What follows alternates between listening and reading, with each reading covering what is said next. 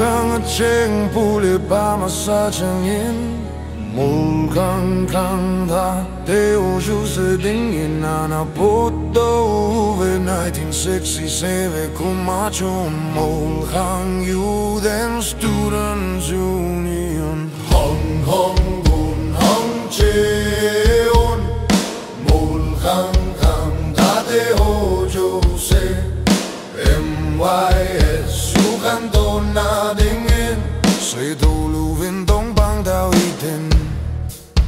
Dom sang jing ute Mulkang Youth and Students Union hi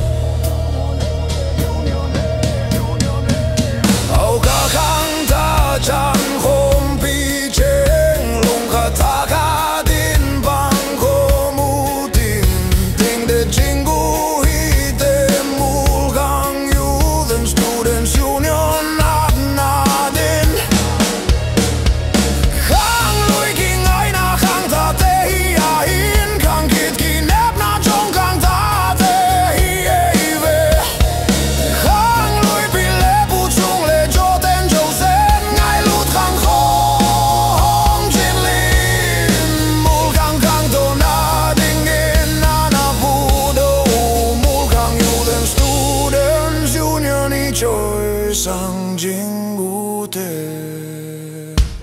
Hong gun gun nang cheon Mulkang kang ta te ho ju se MYS sukan to na dingin Say to luvin tong bang tao hitin Dom sang jing ute